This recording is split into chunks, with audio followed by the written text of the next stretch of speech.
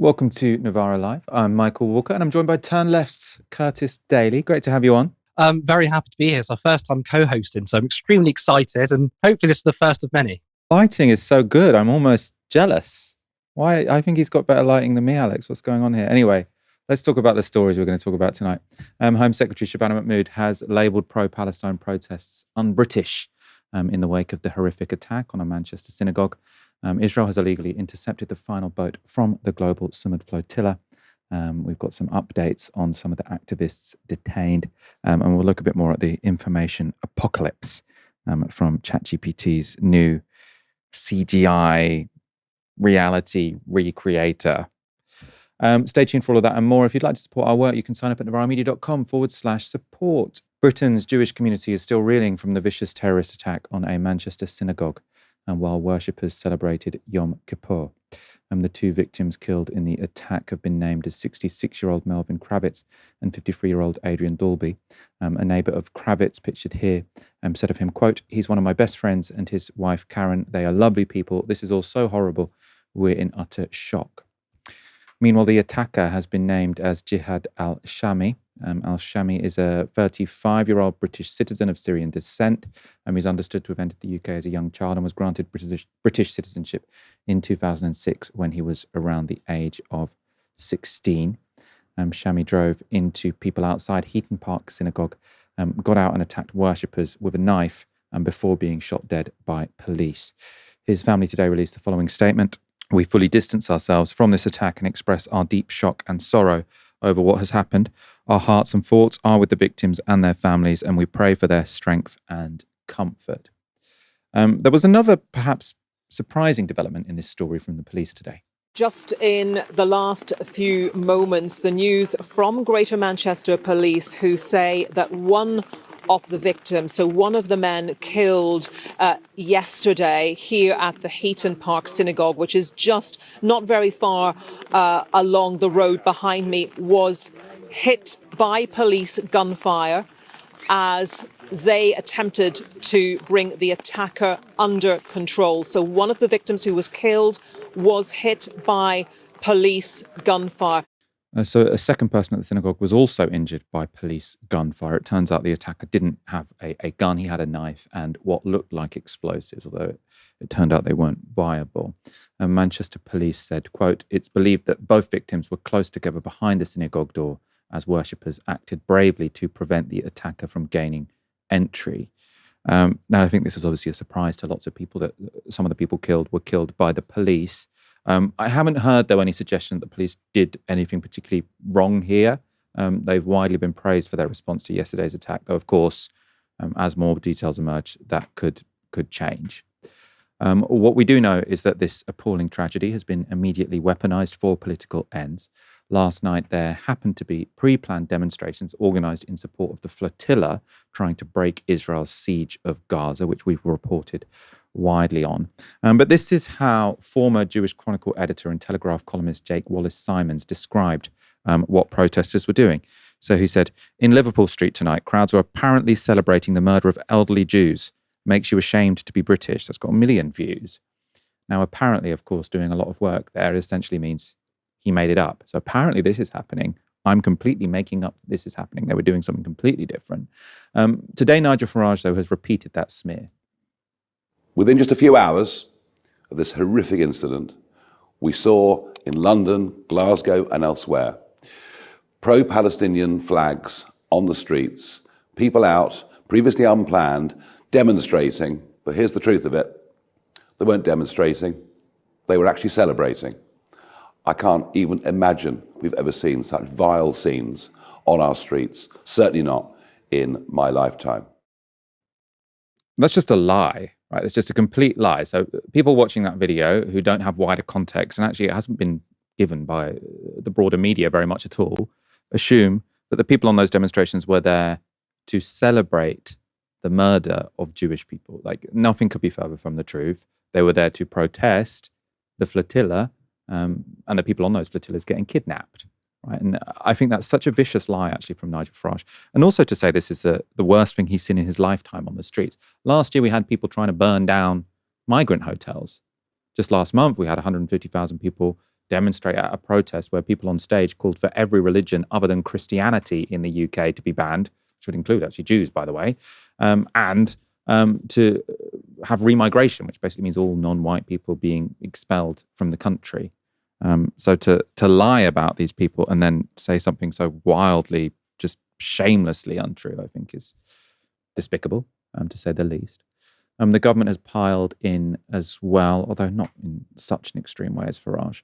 This morning, Shabana Mahmood condemned the Flotilla protests and tried to discourage people from taking part in the Defend Our Juries protest against the prescription of Palestine action, which has long been planned for tomorrow. The freedom to protest is a precious freedom in this country. But what I would say to people that are planning to go on a protest is just to take a step back for a minute. Imagine if you had lost a loved one to a terror attack in this country. And just because you have a freedom doesn't mean to say you have to use it all the time. Sometimes a little unity, a little solidarity, some love and friendship to other people is required. I was very disappointed that those protests went ahead last night. 40 arrests were made, including for assaulting police officers. We will not tolerate that behaviour. Those individuals will face the full force of the law. And I do think that carrying on in this way does feel un-British. It feels wrong. And I would ask people who are thinking about going on protest this weekend, take a step back, imagine it was you, and then just give this community a chance to grieve and to process what has happened. I mean, I think the problem here is obvious, which is that there is a real problem with conflating what Israel is doing with British Jews. But I think Shabana Mahmood is sort of implicitly encouraging us to associate them, because these people who are protesting this weekend aren't protesting about Jews or Judaism.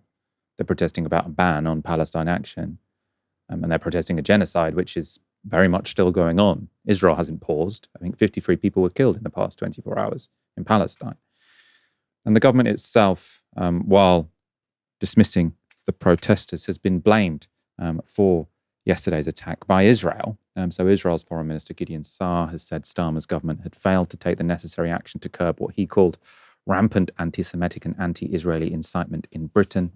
In The Sun, Julia Hartley-Brewer explicitly blamed Starmer for his words about Israel as a cause of the attack. She said this: when the British Prime Minister chose to reward Hamas by granting UK recognition of a Palestinian state, even while the terrorists continue to starve and torture 20 hostages in dark tunnels 2 years on from the October the 7th massacre, what message did he think that would send to extremists?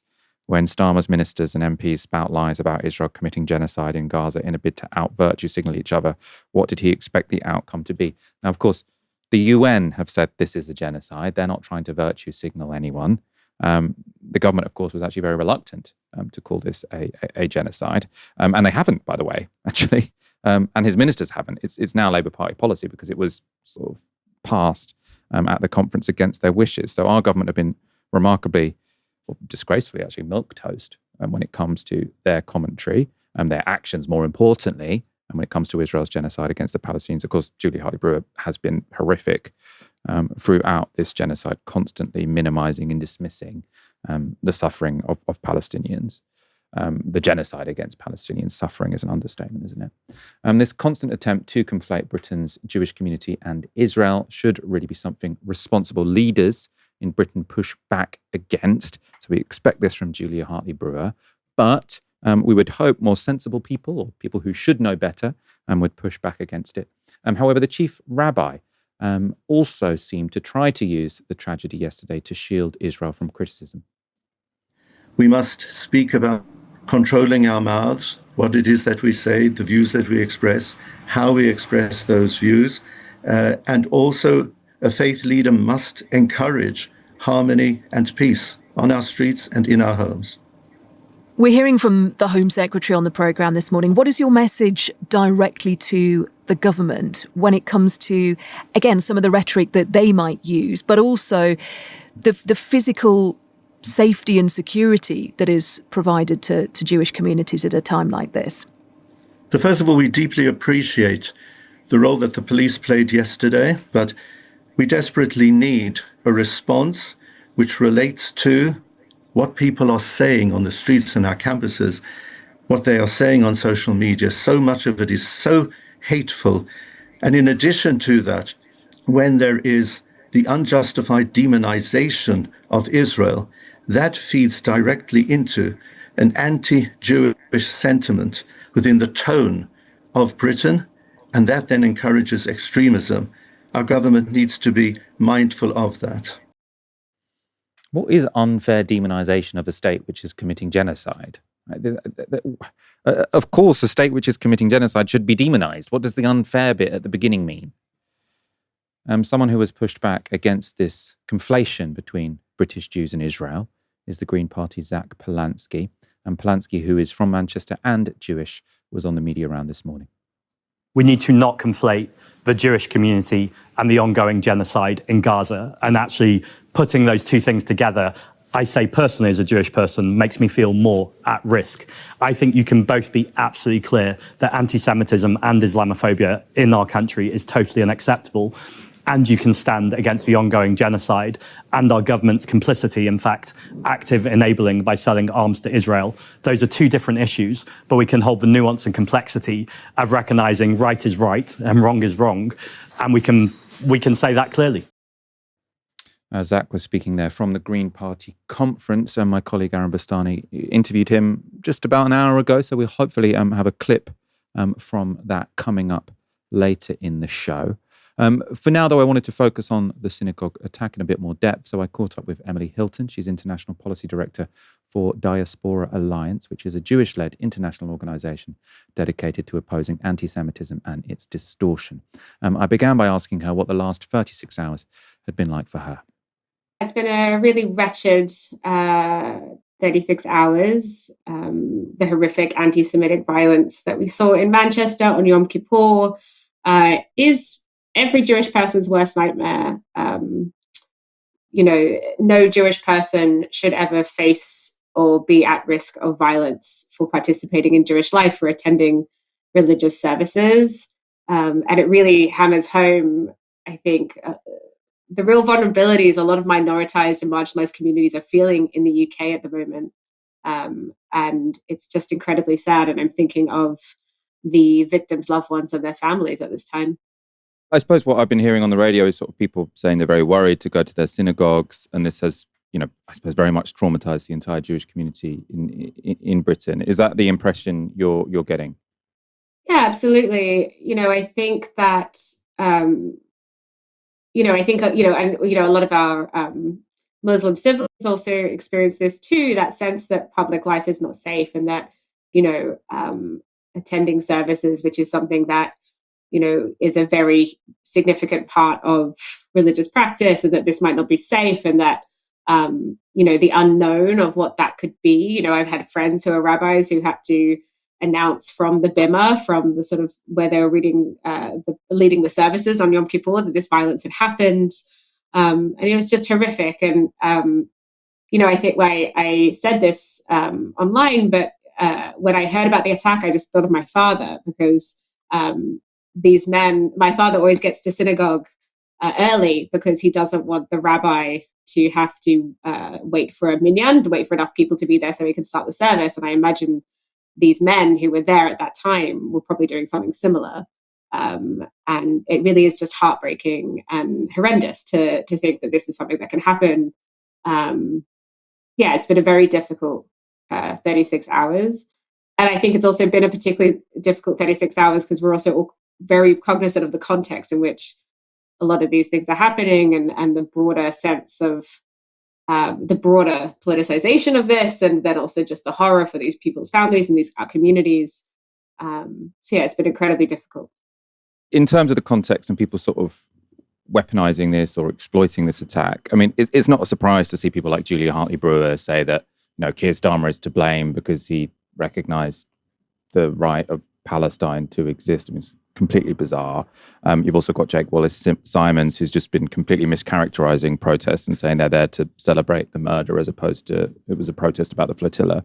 I suppose it's more complex when it comes to someone like the chief rabbi, who's been saying that this should be a reminder of people not to use unfair language about Israel, essentially. And I suppose, as a Jewish person, how does it make you feel to have the chief rabbi kind of make this about Israel? Well, he's certainly not my chief rabbi. That's the first thing to say. I think it's very upsetting and offensive at a time when we really should just be burying the dead, right? Like, this is like less than 36 hours, less than 2 days after this horrendous attack. We're already having to push back against these offensive and upsetting suggestions that, that the pro-Palestine movement is to blame here. I've spent a lot of time in the West Bank doing solidarity work with Palestinians, and I would be deeply offended if anyone suggested that all of Judaism was the same as these radical settlers who terrorize Palestinians. So, the idea that we're going to tarnish the entire Palestine movement as being responsible for these attacks of being inherently motivated by anti-Semitism is both ridiculous and offensive. I helped co-start the Jewish bloc at the PSC marches on the Saturdays when, after October 7th, I co-founded Na'amod, UK Jews Against Israeli Apartheid. I've always felt welcome in those spaces.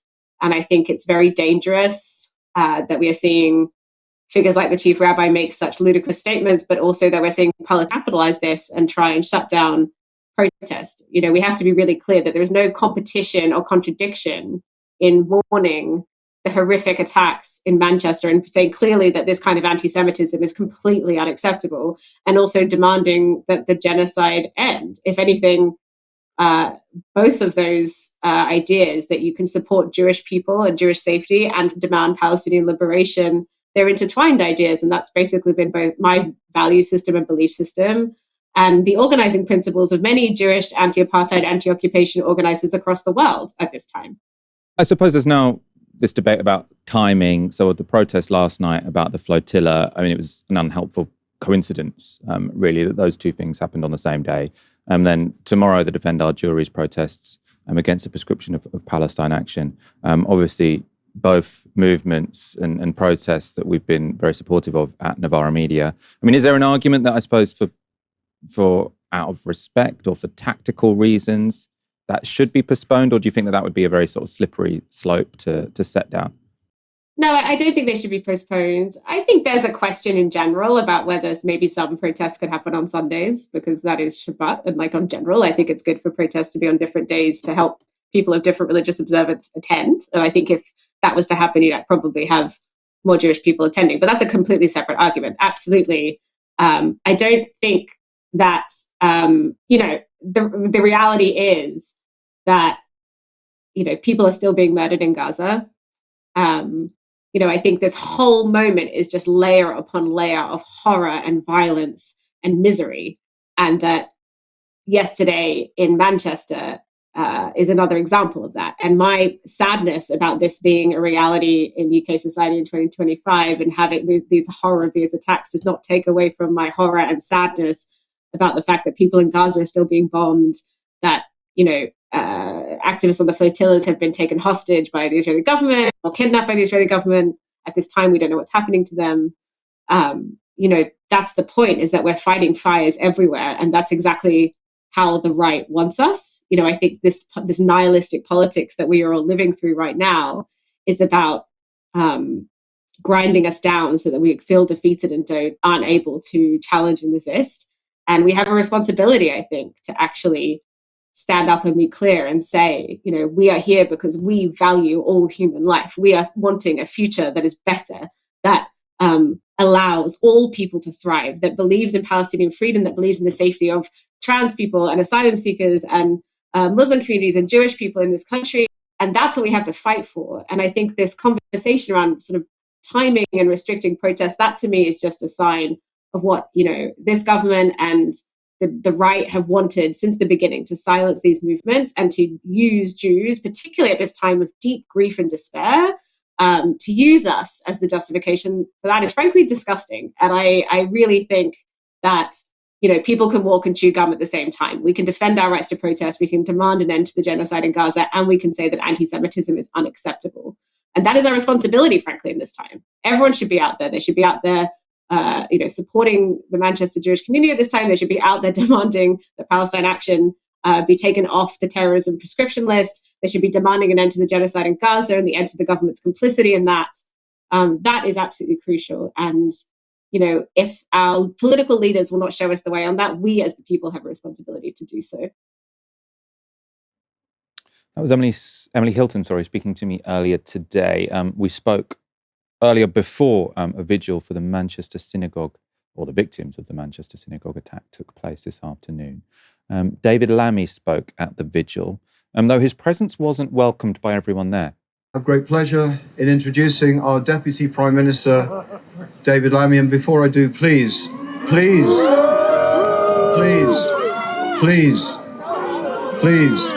we know how we all feel. Go to Palestine! Shame on you! That heckling continued throughout Lammy's speech.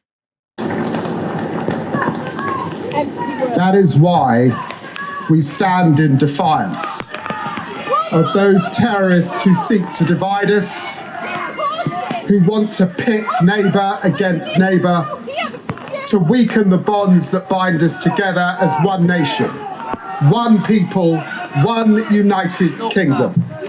Please, let the Deputy Prime Minister speak, please. Every Saturday! Please. We must not let them divide us. So you heard there. I mean, you can never tell with heckling how many people are actually shouting, because 4 people can sound like a big crowd sort of in a clip like that. But you had people sort of saying, stop the marches. You enabled this every Saturday by allowing the marches against the genocide to go ahead. Curtis, what have you made of all the discourse today, I suppose? Well, it's all the discourse today and yesterday. First, I want to say that I truly feel my heart does go out to the victims and the families of the victims, what happened yesterday. Disgusting anti-Semitic attack. But I'm also appalled with the discourse. I'm appalled with those that have weaponized this. This is what has happened, a complete weaponization of what happened. I'm going to be honest, it's mainly right-wing people. And what they've done is they've, of course, conflated the state of Israel with Jewish people. Now, it's very likely that the attacker was conflating Israel with Jewish people, potentially seek to punish Jewish people with the actions of Israel. And what's the media response been? To do exactly the same. They've responded to this by saying, we're also going to conflate Jewish people with Israel. Now, you pointed out that the Palestine march was actually in response to the flotilla. That was already coordinated. But, even if it wasn't a coordinated one, I would still say they should be allowed to protest because, there's no contradiction between standing up against a genocide in which our country is participating in, is sending arms to, and supporting Jewish people. I mean, what many of these media pundits forget to mention is that there are many Jewish people at these marches. And I find it quite deplorable that a lot of the pundits have jumped on and attacked people. It's actually ironic because you obviously that footage of David Lammy there being booed and interrupted. We had Stephen Pollard, who quote tweeted David Lammy when he made a statement on the appalling attacks, as you would expect. And he said, shame on you, David Lammy, because you've demonized the state of Israel. I mean, there's 2 things I want to say to that. One, this Labour government have done nothing but provide cover for Israel. Recognizing a Palestinian state is the bare minimum, right? They've still provided cover. They still sent money and arms to them. So they haven't demonized them. And 2, Israel is not a protected characteristic. It's a state. You can't demonize them. But I think you're quite right, though. If we were to demonize a state, I think we would demonize a state that's committing genocide. Look, I spoke to Councillor Martin Abrams today, Jewish councillor for Lambeth, and I asked him, how does he feel? I asked him, what is it like to be someone on the left and an anti-Zionist in the Jewish community? And he said, our views are not heard. There's a one-dimensional conversation happening in the media, and that is, in order to support Jewish people, you have to support the state of Israel. We went through a lot of clips there. There's a lot I want to say, but I understand, we've got an hour show. Really interesting, though, what Shabana Mahmood said, and I find it quite disgraceful, calling the protests un-British. I mean, that's a wild thing to say.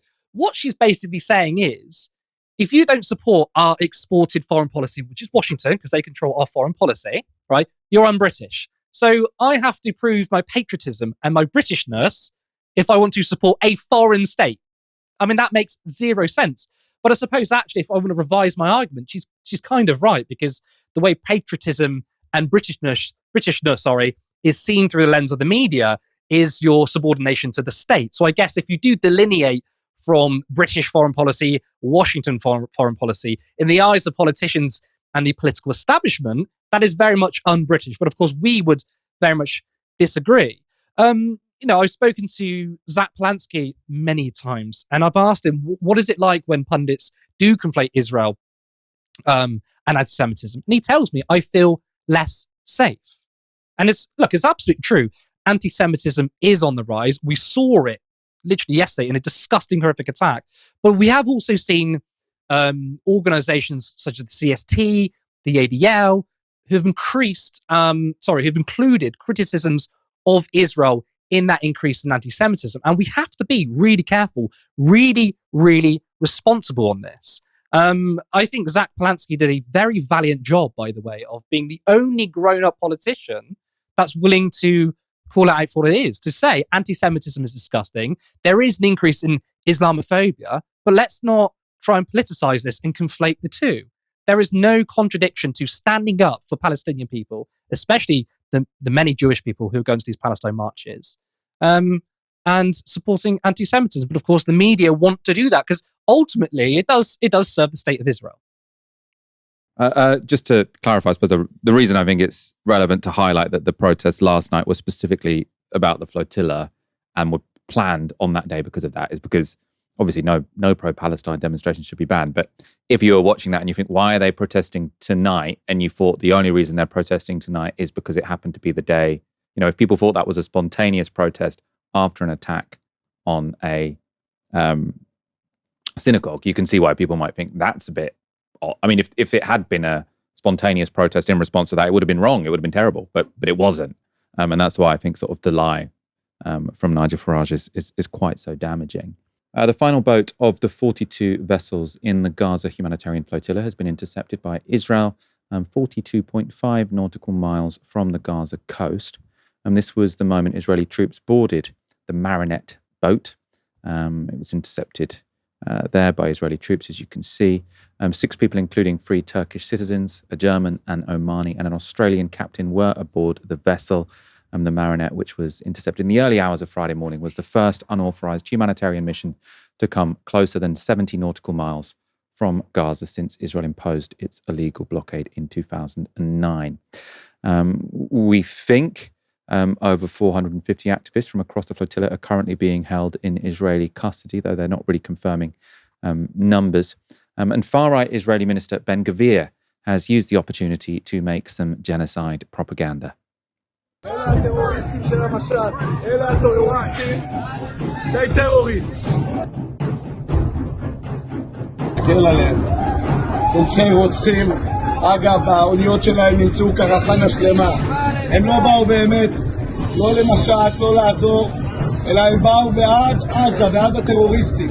אלה טרוריסטים. הם תומכי טרור. מה זה פה? הספינה שלהם, המפכ"ל בדיוק מראה לי את זה, יחד עם מפקד מחוז דרום. מחפשים כאן סיוע הומניטרי. יש כאן מטרנה אחד. מה זה? זה סיוע הומניטרי? אני לא רואה פה שום דבר. יש כאן מטרנה אחד, לפי מה שהמפכ"ל אומר, ונראה כל חינגה אחת גדולה. איזה חינגה יש כאן? לא סיוע ולא הומניטרי.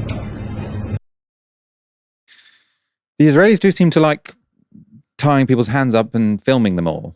In a row. We've seen it a number of times throughout the genocidal war against Gaza. It reminds you a little bit of Bukele. Novara's Kieran Andreou and our friend David Adler are understood to both be in Israeli custody. And we have an update as well from the legal organisation supporting detainees. So they're called Adala, the Legal Centre for Arab Minority Rights in Israel. So they say upon their kidnapping from international waters, participants were forced to kneel with their hands zip-tied for at least 5 hours. That's what we were seeing there. They were sitting like that for 5 hours, apparently, after some participants chanted Free Palestine. During the lawyers' visits, Israeli National Security Minister Itamar Ben-Gvir arrived in what was clearly intended as an act of humiliation and intimidation. The flotilla participants were filmed and exploited in a degrading display of control. This display of humiliation took place alongside Israeli officials' ongoing smear campaign, which falsely branded flotilla members as terrorists in an effort to discredit their peaceful mission and legitimize repressive tactics used against them. And they say the entire process is unlawful from start to finish. The interception itself violated international law amounting to abduction in international waters. Israel's attempt to justify these actions through enforcement of its blockade cannot stand. The blockade itself is illegal, constitutes collective punishment, and serves as a central tool of the ongoing genocide, including the deliberate use of starvation as a method of warfare. Participants' rights were systematically violated throughout this process. In addition to being detained, access to water, bathroom, and medications were denied. They were denied access to lawyers, which violated their basic rights to due process, fair trial, and legal representation. My understanding was we were expecting Kieran to be deported, so come back to Britain on Sunday or Monday. As of now, we understand 4 Italian politicians on board the flotilla are understood to have already been sent to Italy, presumably under pressure from the Italian government. The Global Sumud Flotilla have also released pictures of 2 of the most prominent members of the flotilla. So they said, quote, images of activists Rima Hassan and Greta Thunberg have emerged as they are being deported, both smiling defiantly. Their courage exposes the injustice of a system that deports those bringing aid while protecting those enforcing an illegal siege. You can detain people, but you can't deport the truth. So as they say, you cannot deport the truth. And it also seems you can't deter brave people wanting to break the siege of Gaza. So as we speak, another flotilla is on the way to Gaza. The Conscience ship is carrying dozens of international journalists and medical professionals from 25 countries. Director Riccardo Corradini, a general surgeon from Italy aboard the Conscience, said, quote, as journalists and medical professionals, we carry the responsibility to speak truth and preserve life.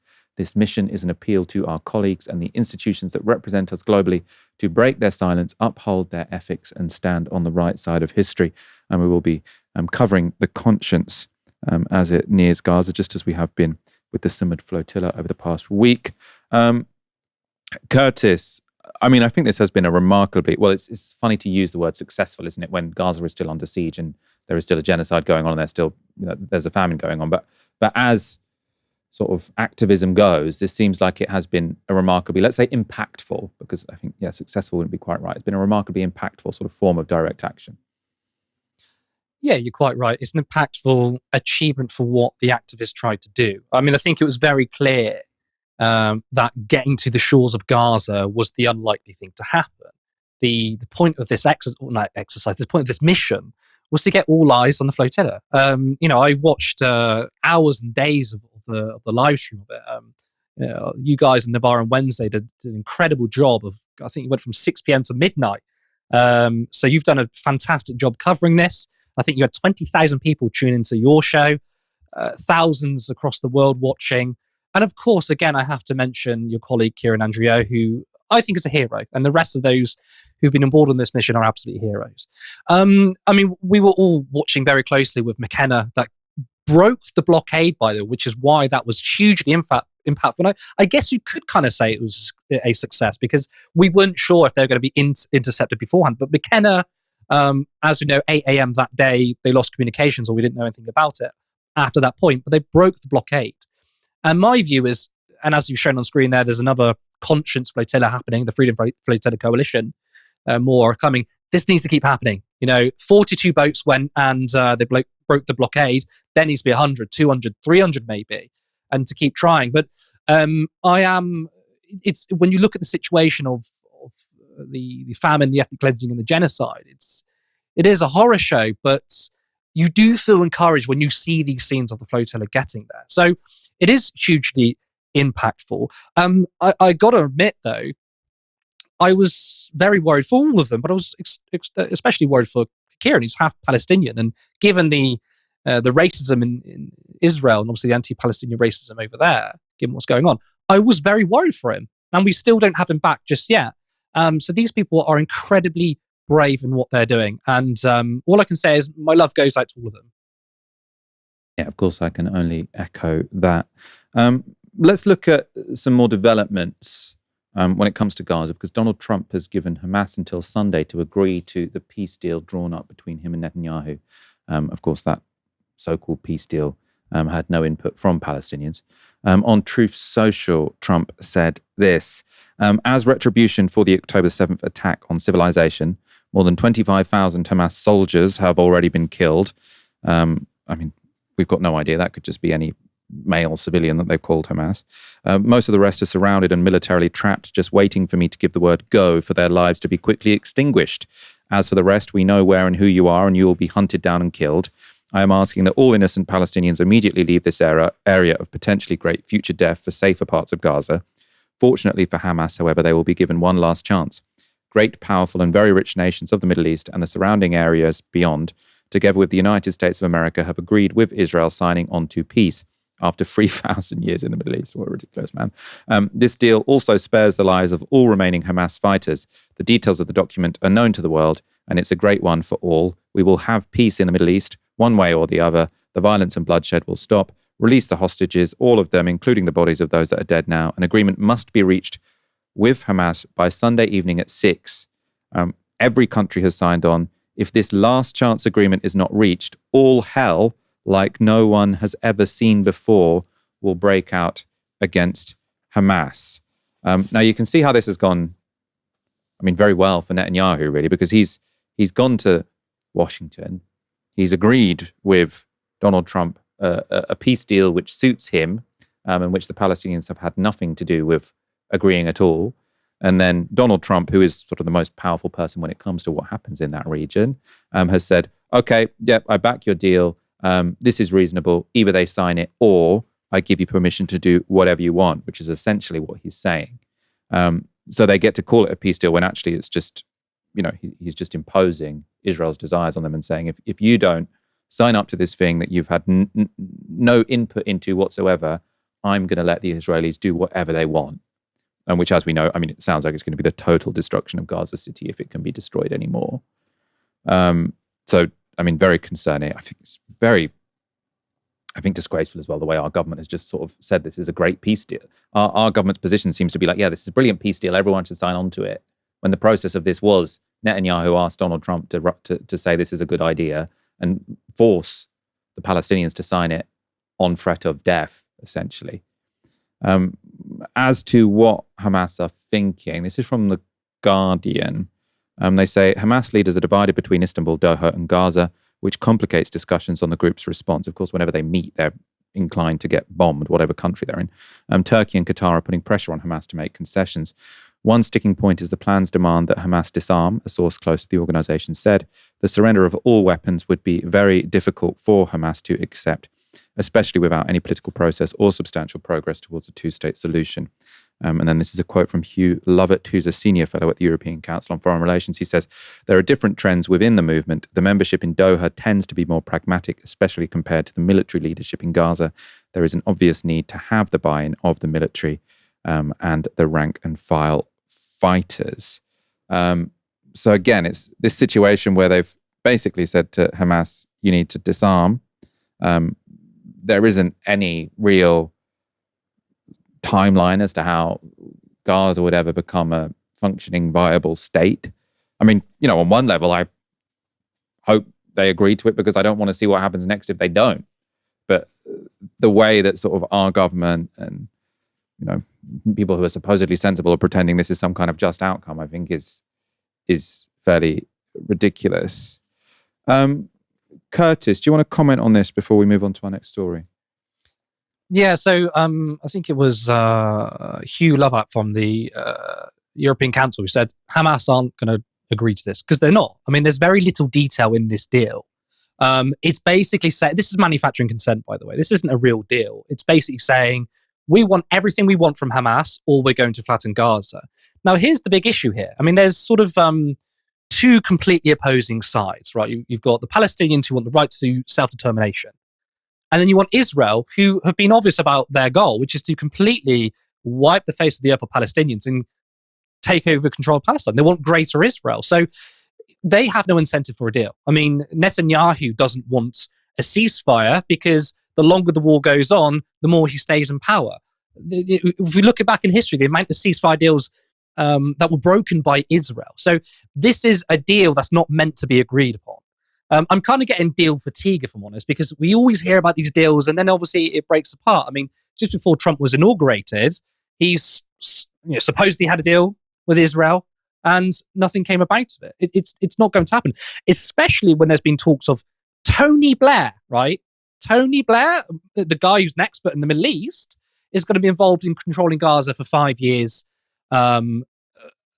whatever this transfer of power is going to happen, which I doubt it. I mean, within that initial TB idea, the Tony Blair Institute, right? They said they wanted a completely destroyed Hamas or unarmed Hamas, but also a diminished role with the Palestinian Authority. So basically, the entire strategy here is to remove any kind of sovereignty, any kind of power from Palestinians. And in a way, this just feels like they're trying to manufacture consent by saying, look, if they don't agree to this deal, we're going to do whatever we want, which is kind of strange because they've never tried to manufacture consent before. I mean, they've just done what they want to, Israel, that is. I mean, we've literally seen videos of IDF filming themselves committing war crimes. They clearly haven't been that interested in making themselves look good. So it's not a deal that we should be really, look, we should keep up with the developments, right? But I don't think this is ever going to pass. I mean, at the end of the day, if there is basically an immovable object between the two sides, that's what it is, right? There's never going to be an agreement because Palestine wants to survive, Palestinians want to have their own state and sovereignty, and Hamas wants to see the end to them, then how can there possibly be a deal? This is just basically Israel getting whatever they want through different means. And I just think they're trying to make it look like they're doing the right thing when they absolutely are not. Again, Tony Blair isn't involved with this, and nothing good can come from Tony Blair's involvement. So to me, it feels like a bogus deal. I do share your sentiments, though, that you kind of want Hamas to agree to this because I'm extremely fearful of what Israel would do afterwards. But it kind of feels like they're just going to continue what they're already doing now. I mean, they're already committing famine, ethnic cleansing, and of course, genocide. They're telling people now in southern Gaza, you need to leave. And if you don't leave, we're going to treat you like all terrorists, which is basically what it has been. You know, we've had Israeli politicians call every single person in Palestine terrorists. 50% of Gazans are children. So they clearly don't care. So I feel pretty skeptical what the supposed deal really is. Yeah, I mean, as is always the case, I mean, the Palestinians basically don't have any good choices in this situation. The only reasonable outcome could come if the international, I don't want to say the international community, essentially if the USA and, you know, some of the European powers said, Israel, you're actually going to have to change what you're doing. You're actually going to have to compromise. You're actually going to have to give up some land. You're actually going to have to accept that you can't do a genocide against these people. Anything which is, you know, if the Palestinians' choice is between death or whatever Netanyahu and Trump come up with, there is just, someone in the comments is saying it's called a Hobson's choice, which I think is absolutely right. And before we continue, I mean, it's almost a bit much to call it a choice, isn't it? And before we continue, we've got something special and related coming up. So on Monday, October the 13th, Novara Media's next Downstream IRL called Gaza, the Story of a Genocide, and will be at Earth Theatre in Hackney. This will include journalist and human rights activist Yara Eid, co-founder of We Are Not Numbers and Palestine Deep Dive host Ahmed Al-Nouk, and Al-Shabaka board president and expert in Palestinian and Israeli politics Tarek Bakoni. It will be really, really brilliant. You can follow the link in the description below for tickets and more information. Not content with risking human extinction, OpenAI is now bragging about bringing forward the information apocalypse.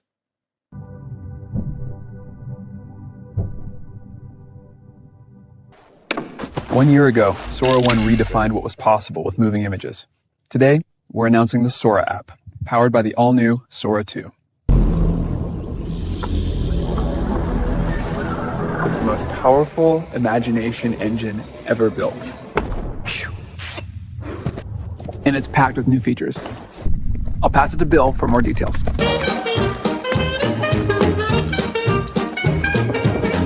Now every video comes with sound.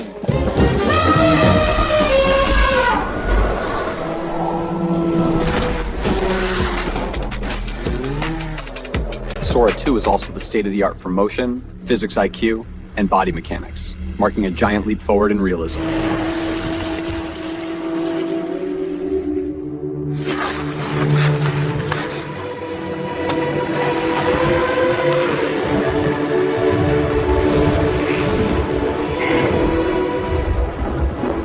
We're introducing Cameo, giving you the power to step into any world or scene and letting your friends cast you in theirs.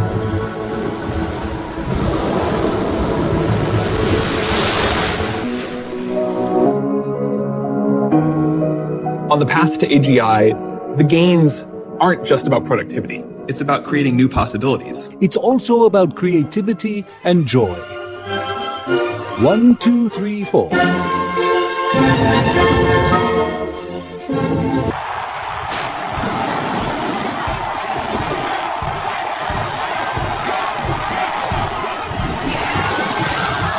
That's why we're launching Sora 2 inside the Sora app, allowing everyone to push the limits of their imagination and create in ways we never thought possible.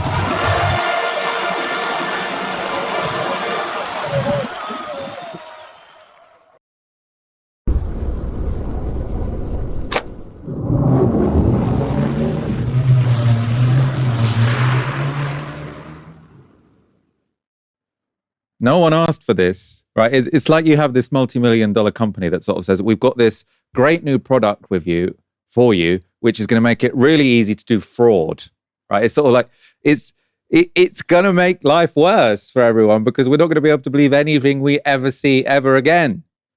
Now, in case you think, oh, you're being over the top, I could kind of tell that wasn't actually Sam Altman. Sam Altman kind of looks a bit AI anyway, got a sort of funny facial structure that's sometimes a bit exaggerated. But if that's what you're thinking, again, as I always say, don't just focus on what current AI can do, focus on the progress, which has been incredibly fast. So Sora 1 was released in December last year, so only 10 months ago. This is how Sora 1 portrayed volleyball. So you can see here, this is not quite believable. The women there are sort of bending in all different kinds of directions. The net has, there's more than one of them, isn't there?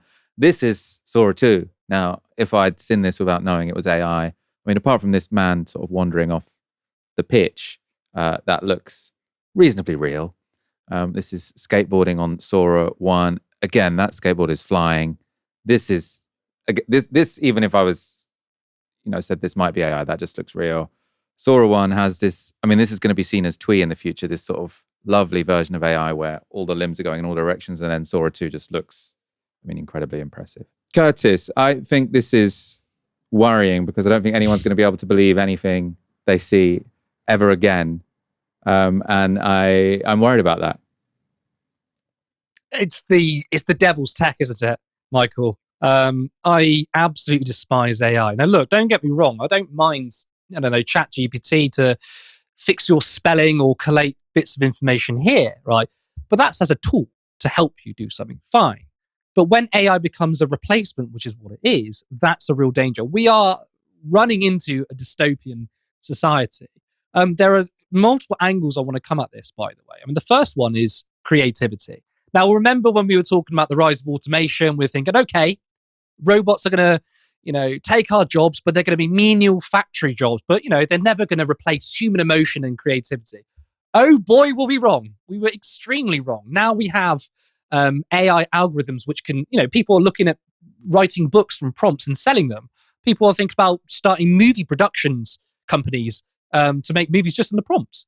I believe it was Sora. They're in talks to make an AI social media app. So imagine that. You've got an AI app, right? Social media app, and nothing's real on there. Everyone's just posting prompts. It's really, really worrying. But, creativity aside, we can come back to it in a second. There's also a real danger with the criminal justice system. Now, of course, many people are very skeptical or have concerns with the criminal justice system. But I saw a video, and it was a mock-up of CCTV. And in the video, someone was stealing something from a store shelf and left. That was completely AI. So we can no longer rely on video evidence to prosecute someone. That's extremely dangerous. Now, in my opinion, I feel like the rise of radical politics and the far right, a lot of it comes down to mistrust in our institutions, in our British institutions, right? People are losing that sort of social cohesion. People don't trust one another and don't trust our government. And that's only going to feed into that when we don't even know if someone's been prosecuted properly. So that really, really scares me. We're also exporting human connection. Now, I don't know if you heard of this, but there's a website called friend.com. And it's an AI website that basically says, don't go out and make real human connection. We've got an AI robot to replicate that. That's incredibly sad. We are profiting or monetizing off loneliness. And by the way, they are going to profit off it because all that data is going to be fed into the AI systems owned by the companies, sold to governments or other corporations. Is extremely, extremely sad. And there's a deeper sort of issue here as well. I mean, this might not seem relevant, but I'll try and sort of piece it together. But back in the 50s, 60s, and 70s, right, we had a market capitalist society which incentivized making things, right? We put raw materials together through the division of labor, we created something, and people paid for that consumerist product. I'm not a massive consumerist, but I like my things too, and people like their things. That's kind of what we had, right? You pay for something, and there's some kind of social utility. Of course, social value is kind of subjective, but we've now moved on from that to a rentier capitalism. Now, actually, Novara themselves covered a piece a while back where it was found that the biggest form of commercial business is private landlords or big-time landlordism, right? So we've already moved away from markets rewarding entrepreneurs and things to renting, apartments and shelter back to you. Now, you might think, why is that relevant to AI? Well, I don't know if you've seen the episode of Black Mirror. There's an episode called Joan is Awful. And basically, if you haven't seen it, the premise of the episode is there's someone watching TV and they see themselves on TV and they're thinking, I don't remember doing any of these things.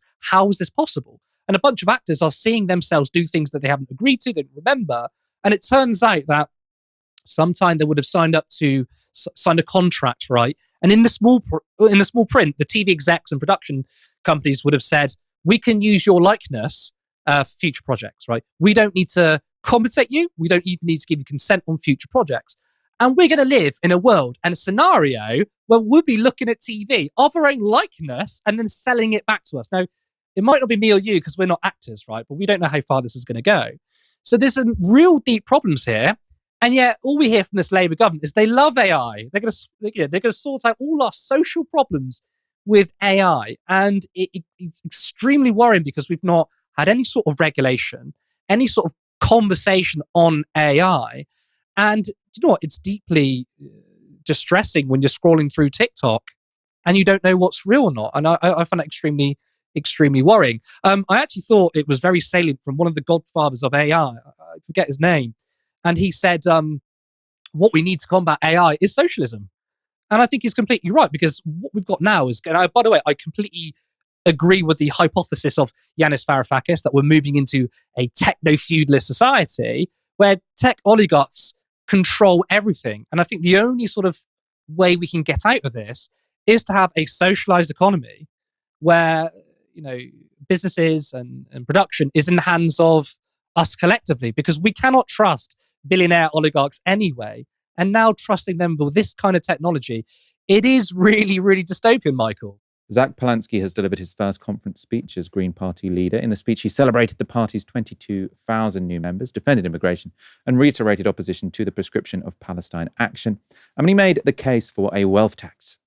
We need to make sure that every single person in this country knows there will be people who go to sleep at night, and without lifting a finger, when they wake up, they will be richer, much richer. They will make more money in one night than everyone in this room could probably earn in an entire year. More than the whole of Bournemouth could earn in an entire year. That's why it's difficult to imagine, because it's obscene. So we are not talking about taxing hairdressers or plumbers or ambition. It is time for a party that will tax the assets of the 1% to reduce inequality so we can have a country with universal free childcare, funding for SEND education, rural bus routes, climate investments, tax the wealthiest, invest in our public services, bring down bills by ending privatization. That's how we have a country we can all afford to live in. It's a good pitch, I think. And my colleague Aaron Bastani was in Bournemouth today and caught up with Zack Polanski. Zack, this is your first conference as Green Party leader. You were elected 30 days ago today. Yes, that's right. How would you score your leadership so far out of 10? Oh, well, that's a tough question. I'm not going to score my leadership. I'm going to dodge that question. But the party, I'm going to say, is on a 10 out of 10 right now. There is still 9 out of 10. We've got room for improvement. But ultimately, we've had over 22,000 new members recently. That's a 33% increase in the entire membership since I launched my leadership. We've had lots of defections this year from the Labour Party at the council level. And I think there's just a sense at this conference that actually this is the Green Party's moment. Every year, I think it's fair to say in the last few years, we've scaled up, but it does feel like a huge leap this time. But actually, I think we're catching the balls. I think it's all working really, really well. There is always room to grow. And of course, the severity of the crises facing us means there isn't a moment of complacency here. But I also think, the political answer would be this and this and this. But actually, I think the real genuine human answer is it's exceeded expectations. It's going really bloody well. And the real question is what happens next month and the month after that and in the lead up to the election. Yeah, I think we have a shared sense of mission, which is lowering people's bills, protecting our NHS, challenging the genocide in Gaza, and ultimately saying to people that if you're sick of the old establishment politics and the Labour Party and the Conservative Party, I totally agree with you. We all agree with you. But don't go to reform, the politics of division, politics of despair and hate. But if they can rocket through the polls and get to number one, there is literally no reason why the Green Party can't do that. I think it's belief in ourselves.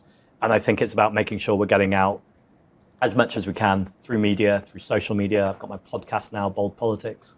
That went to number 3 in the country the first week we launched it. So I don't think it's about one thing. I think it's about all of these things working together. And finally, I'd just say, this isn't about me. I'm obviously part of it. I'm sat by a big face of myself, which is awkward. Actually, it's about growing a team.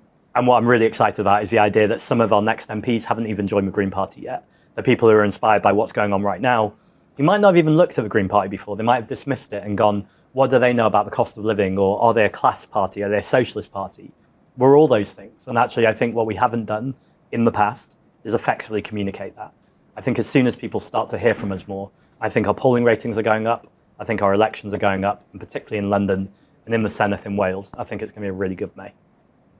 I think the podcast that he launched is actually a really good idea. We've said it about Nigel Farage, which is sort of the fact that he hosts GB News 3 nights a week, I think has been really good for him, right? It's made him much more comfortable in front of the camera and means he is now just a sort of common feature in many people's living rooms. It sort of softened his edges to some degree, even though you might not, having a show on GB News might not soften someone's edges to many of our media viewers. But I think there are many people in the country who now kind of see him a bit as a TV host.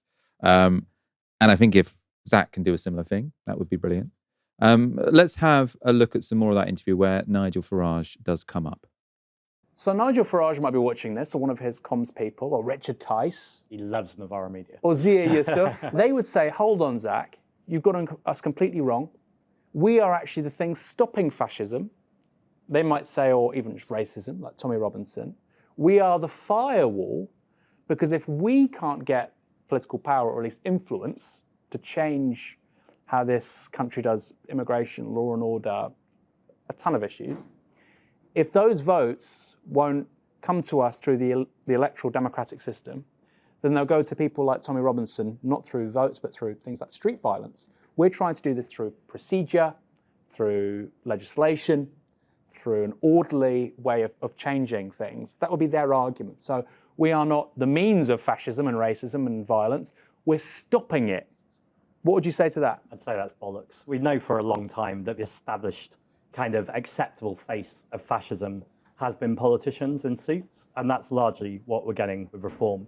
I really want to distinguish between people who are thinking about voting for reform voters or people who are even considering them, and the people who are running the party. The people who are running the party know exactly what they're doing. Everyone else, they know what they're doing, but I think a lot of the time they're just actually really disillusioned. They want to see investment in their communities and they're not seeing an appropriate vehicle for that. I'd go a step even further though. I'd say it's not just Zia Yusuf or Nigel Farage that are essentially ushering in fascism.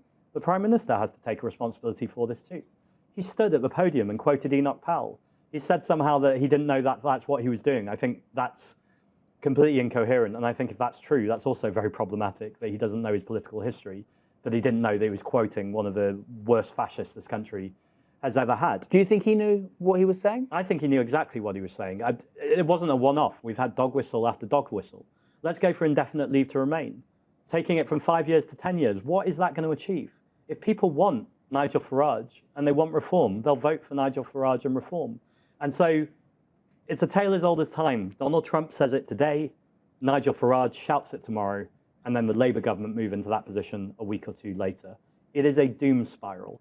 And even in, let's take the ethics of it aside, I think it's strongly unethical what Keir Starmer's done to be elected on a platform of change and then to completely spit in the faces, essentially, of the people who have voted for you, or lots of them.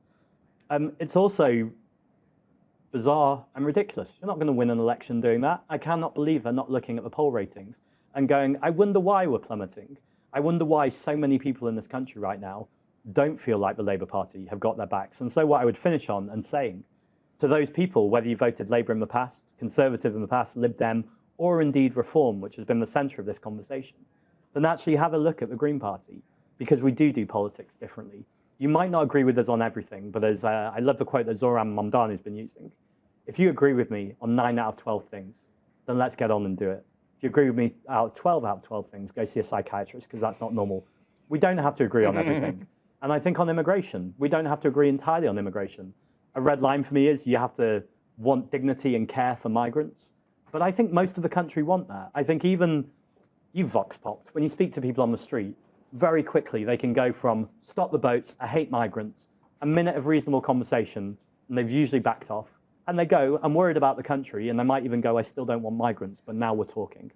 I think when you're talking and when you're listening, that's when things can happen. Will it be easy? No, but changing the country was never going to be.